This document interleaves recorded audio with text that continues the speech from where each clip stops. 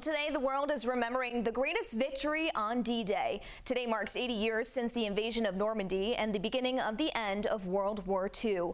Live pictures now from Normandy, France. Those who died and those who survived are being honored, with Senator Jack Reed, President Joe Biden, and many other world leaders paying tribute. Here's Aline Cobb.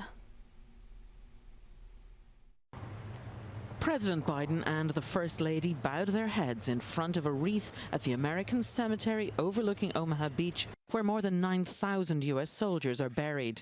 Monsieur Bill Cassasa. Earlier, he was joined by French President Emmanuel Macron, who bestowed the Legion of Honor, France's highest award, on 11 U.S. World War II veterans.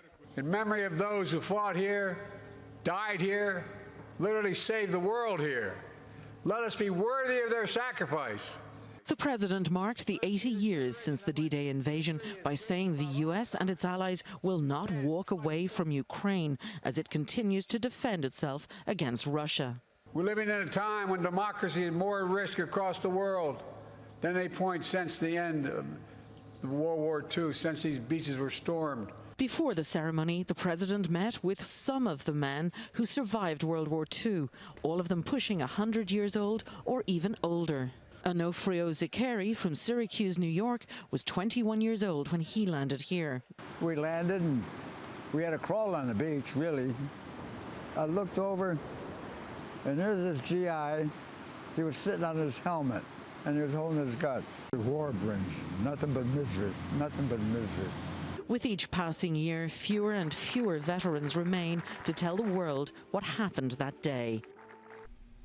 And Russian officials were not invited to the ceremonies in Normandy, even though the country was a key ally during World War II because of the current war against Ukraine. WPRI 12 is also saluting local veterans all this week. Today we recognize Lexis Thomas of Woonsocket. We'd like to thank all the men and women for their service to the nation. You can see more of our Salute to Veterans photos right now on WPRI.com.